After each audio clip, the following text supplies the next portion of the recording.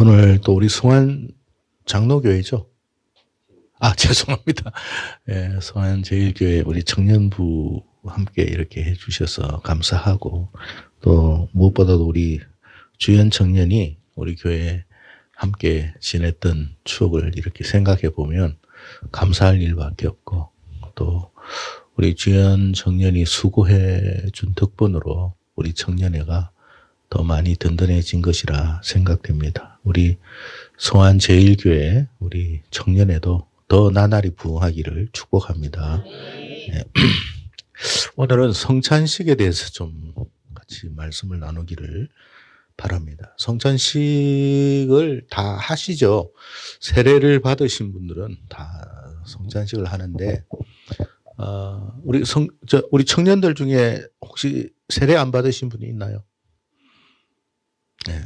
그래서 성찬식을 우리가 교회마다 또 때마다 하는데, 이 성찬식을 어떻게 하느냐에 따라서 우리 삶이 달라지기 때문에 굉장히 중요한 부분입니다. 그래서 여러분, 우리도 매달 성찬식을 하는데 그냥 의식적으로만 지나다 보면 이게 우리에게 유익이 안 될 수도 있어요. 그래서 이 부분을 조금 한번 함께 살펴볼 필요가 있다 하는 것입니다. 자, 지난번에 우리가 요한복음 13장 이야기하면서 그런 말을 함께 나누었어요. 주님께서 뭐라고 말씀을 하셨느냐면 18절인데 다시 한번 읽어봅시다. 요한복음 13장 18절.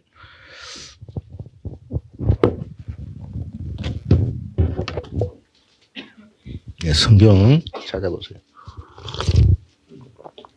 자, 요한복음 13장 18절 같이 읽습니다. 찾았으면 같이 읽습니다. 시작.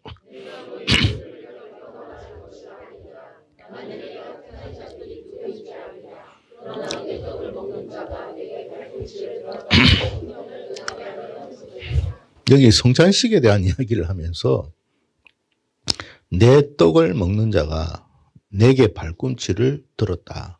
내게 발꿈치를 들었다. 내게 발꿈치를 들었다는 말이 무슨 말이라고 했죠? 네, 제가 보니까 예수님께서 사실 세족식을 했잖아요. 세족식을 하고 하는 행위를 했는데 내게 발을 들었다라는 말은 그 세족식 하는 예수님의 얼굴을 발로 찼다는 뜻이에요. 주님은 누가 그랬는지를 알죠. 누군지를 압니다. 이 뭐냐면 이 성찬식의 의미를 발로 차는 인생이 있다는 거예요. 그래서 우리가 이 성찬식을 가벼이 생각하면 안 된다 하는 이야기예요. 왜? 성찬식에 떡을 먹고 잔을 마시는데 그 잔을 마신 그 사람에게 뭐가 들어갔다고 그랬어요? 사단이 들어갑니다. 성찬식 안 한 것만 못해요. 그래서 무서운 거예요. 근데 우리는 요즘 그냥 형식적으로 성찬식을 하고 그냥 의식으로 끝내는 경우가 많은데, 이 잘못하면 사단이 들어가요. 완전히 저주받는 인생이 되는 거예요. 그렇기 때문에 우리가 성찬식, 오늘 고린도전서 11장을 읽었잖아요. 교회 안에서 성찬식을 하는데 하나님께서 기뻐하지 않는 모습이 있단 말이에요. 결국 어떻게 됐느냐? 그렇기 때문에 그들 안에 병든 자가 있고 죽은 자도 있고 그렇다는 거예요. 성찬식을 했는데 병이 들면 되겠어요? 성찬식 잘못하고 죽어요. 그래서 우리가 이 성찬식을 그냥 생각하고 아무 의미 없이 생각하면 안 되는 거예요. 우리가 어느 교회에 있든지 어디서 성찬식을 하든지 우리 자신을 잘 살피고 성찬식에 임해야 된다. 그렇지 않으면 그 행위가 마치 주님을 발로 차는 것과 같다.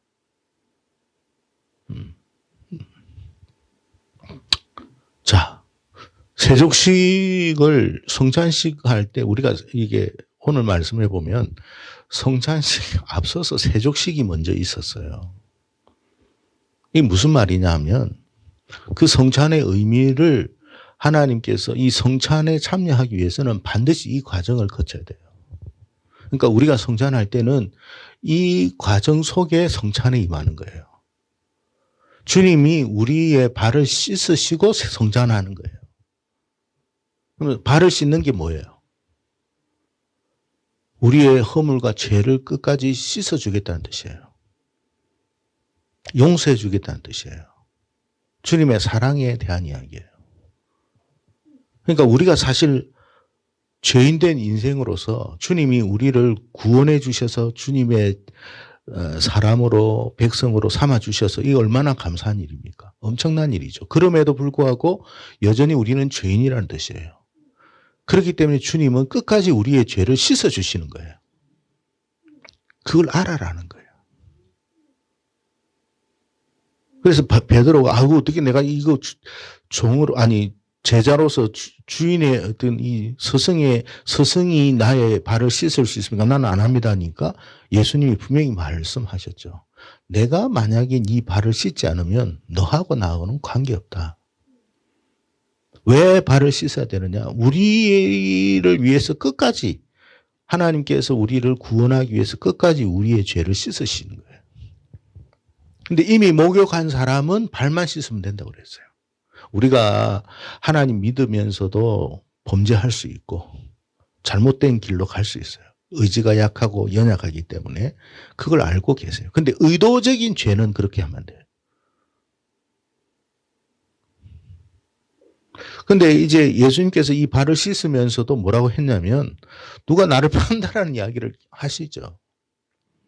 그러면 다른 팔려고 하는 생각이 없는 사람은 뭐 거기에 대해서 뭐라고 할 건 없어요. 근데 누군가는 팔려고 하는 의도가 있었단 말이에요. 그럼 어떻게 해야 돼요? 이 주님의 말씀에 그가 어떻게 해야 돼요? 찔림을 받았으면 반응해야죠. 그런 생각을 가졌다 할지라도 내가 이러면 안 되지. 사실 주님 제가 그런 생각을 가지고 있었습니다. 그런 계획을 가지고 있었습니다. 주님 용서해 주십시오. 그러면 이건 다 문제가 없을 수 있어요. 그런데 그렇지 않아요. 끝까지 숨깁니다. 주님이 계속 말씀하심에도 불구하고 자기의 심령에 찔림이 있어도 그것을 계속 거부해요. 그러면서도 주님이 나누어주는 떡을 받아요. 그러면서도 주님이 나누어주는 잔을 받아요. 여러분 성찬식 할 때 그거를 잘 명심하시고 떡과 잔을 받으십시오. 주님이 우리가 이 성찬식만 하는 게 아니에요. 사실은 우리 성찬식이 임하기 전에 주님은 우리의 발을 씻으시는 분이에요. 그래야 성찬식을 할 수 있는 거예요.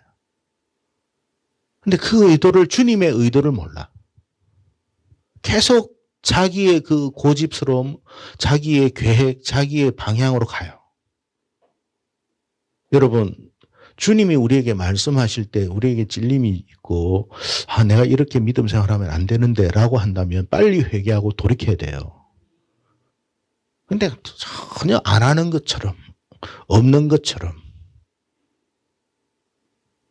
그거는 주님이 발 씻는 그 주님의 면상을 발로 차는 것과 똑같은 거예요.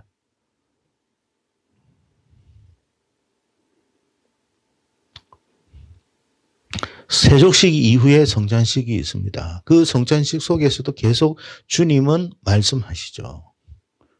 누가 하나 내 팔 것이다. 누구 하나가 여기 있는 자가 나를 팔 것이다. 그럼 가룟 유다지 뭐. 우리는 알잖아요. 그럼 가룟 유다는 자기가 그런 생각을 가지고 있었기 때문에 빨리 그걸 돌이켜야 돼요. 안 해. 감추어. 여러분 그거는요 자기를 망치는 길이에요.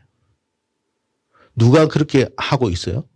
가룟 유다 마음속에 누가 역사하고 있어요? 사단이 역사하는 거예요.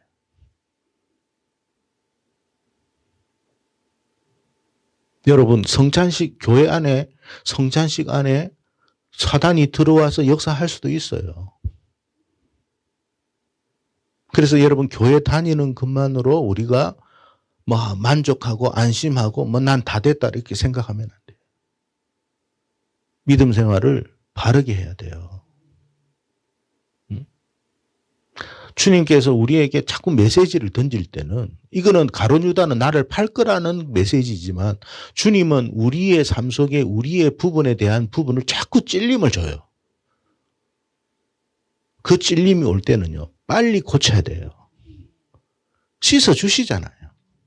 지금의 지난 과거를 씻어주겠다고 하잖아요. 그런데도 이게 안 해. 안 고쳐. 여러분 교회 다니면서 그 음란한 행동이나 음란한 태도나 음란한 짓을 하지 마세요. 그게 하나님께서 그런 부분에 대해서 용서는 해 주십니다. 그러나 그 성찬식에 앞서서 우리는 하나님 앞에 회개해야 돼요. 남을 예를 들어서 시기하고 미워하고 오늘 고린도전서 11장에 나오죠. 막 편가르고 다른 사람 무시하고 그러면서 성찬식이에요. 그래서 어떻게 됐다고요? 너희들 가운데 병든 자가 생기는 거예요. 원래는 병든 자가 생기면 안 돼요. 우리가 성찬식을 잘못했다는 거예요.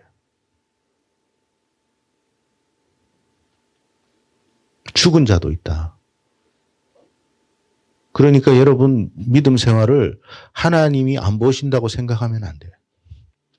우리는 늘 하나님을 의식해야 돼요. 그게 신앙생활이에요. 그게 신앙생활. 근데 교회 다니면서 사기치고 교회 다니면서 엉뚱한 짓 하고 교회 다니면서 나쁜 짓 하고 그렇게 하면서도 뭐 그냥 성찬식 참여 아무 의식이 없어요. 참다 하나님 참습니다. 인내하시고 기다리십니다.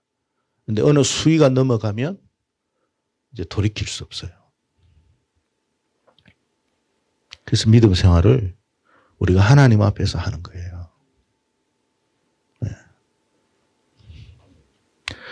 성찬식 이후에 주님이 하신 말씀이 있어요. 뭐냐면 새 계명을 내가 너에게 주겠다. 새 계명을 너에게 주겠다고 하면서 내가 너희를 사랑한 것처럼 너희도 서로 사랑해라. 그랬어요. 내가 너희를 사랑한 것처럼 이라는 말이 무슨 말이에요? 내가 너희를 어떻게 사랑하는 거예요? 끝까지 사랑한 거죠. 끝까지 사랑한다는 말이 뭐예요? 내가 너희들을 발을 씻었으니 너희도 이것을 본받아서 서로 행해라 그랬어요. 발 씻는 것처럼 용서하고 사랑하고 이해해라. 품어라. 우리가 해야 할 일이에요. 근데 우리는 용서를 못해. 저주하고 미워하고 시기하고 교회 다니면서 그랬어요. 고린도 전서에 보니까 고린도 교회가 그랬다는 거예요. 근데 하나님은 눈에는 안 보이지만 역사하고 계시거든요. 그래서 우리가 이 신앙생활을 잘해야 되겠구나. 그런 생각을 갖고 믿음 생활 하십시오. 우리 청년들 술 혹시 하시면 끊으세요. 담배 하시면 끊으세요. 용서해 주십니다만 끊어야 돼요. 오래 지속하지 마세요. 그 주님의 사랑이에요. 듣기는 싫을 수 있어요. 근데 해야 돼요. 그러면서 우리가 주님의 사랑을 이해할 수 있어야 돼요. 주의 용서를 이해할 수 있어야 돼요. 그러면서 그 용서를 받았기 때문에 누군가가 또 그 같은 행위를 했을 때 이해하고 용서하는 마음으로 그를 대해야 돼요. 정죄하는 마음이 아니고.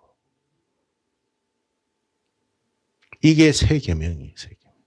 이것을 지켜라는 거예요.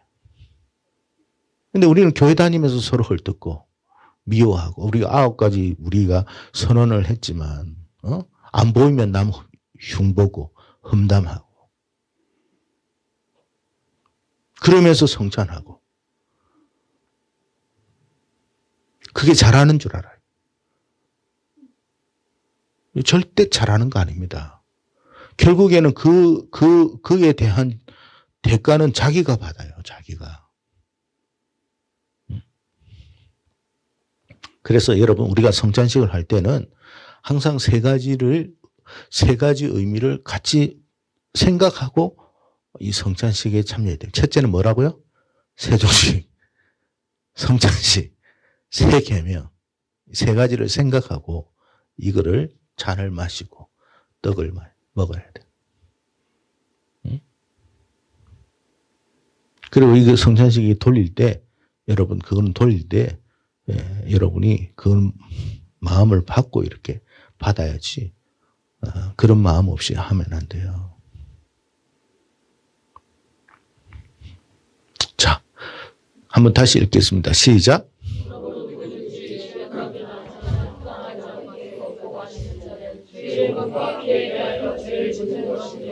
사람이 자기를 살피고 그 후에야 이 떡과 이 잔을 마시 주의 몸을 분별하지 그러므로 너희 중 약한 자라는 건 뭐냐면 우리 마음이 우리의 영혼과 육이 쇠약해지는 거예요. 점점. 이 능력도 없어져요. 어떤 옛날에 뛰어났던 그 총명함도 사라져요. 점점 후퇴해요. 점점.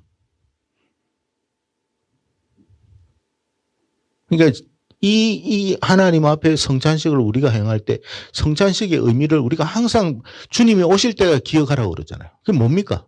주님이 그만큼 우리를 사랑하시고 우리를 용서하시고 우리가 이렇게 연약함에도 불구하고 계속 우리를 씻으시고 돌보신다라는 그 하나님의 사랑을 끊임없이 기억하라는 거거든요. 주님이 오실 때까지. 근데 그거는 하나도 없어. 근데 성찬식을 해. 그러면서 난 미워하고 온갖 더러운 짓 하고 그렇게 살아가. 그러니까 어떻게 된다고? 약한 자가 생기는 거야. 병든 자가 생기는 거야. 잠자는 자라는 말은 이게 죽는다는 거예요. 졸지에 죽어요. 졸지에. 졸지에 죽습니다. 전혀 생각지 못한 상황에서 죽어요. 우리가 그런 일이 없도록 해라 이 말이에요. 그래서 성찬식은 단순한 그런 기독교 의식이 아니에요. 그걸 더럽히지 마세요. 우리가 이걸 귀하게 여기시고 소중히 여겨야 돼요. 우리가 그래 성찬을 할 때마다 뭐 한다고요? 주님이 우리의 발을 씻으시는. 감사합니다 주님. 그런 어떤 주님이 계속해서 우리를 용서하시고 사랑하시고 품으시고 챙기시고 그렇게 가는 주님의 사랑을 경험해야 돼요. 너무 황송하죠. 너무 황송한 것을 우리가 알아야 돼요. 황송한 주님의 그 손길을 알아야 돼요. 그게 성찬식이에요. 그게 신앙생활 하는 거예요. 근데 요즘은 성찬식이든 뭐든 아무 생각도 없어. 그냥. 그래서 우리 모두가 다 주님 앞에 복을 받는 그런 저와 여러분 되기를 바랍니다. 꼭 명심하십시오. 농담으로 한 이야기 아니에요. 이미 제가 여러분 지금까지 몰라서 그랬다면 이제는 제가 말씀드렸잖아요. 말씀드렸는데도 그렇게 한다면 이제는 안 돼요. 지금까지는 몰랐기 때문에 하나님 용서해 주세요. 제가 모르고 했습니다. 다 용서받습니다. 씻음 받고 병든 자도 고침 받고 약한 자도 강하게 되고 죽을 일도 소멸되고 그렇게 되는 거예요. 부디 저와 여러분이 그렇게 믿음 생활을 주님 안에서 온전히 할 수 있기를 축복합니다. 기도하겠습니다.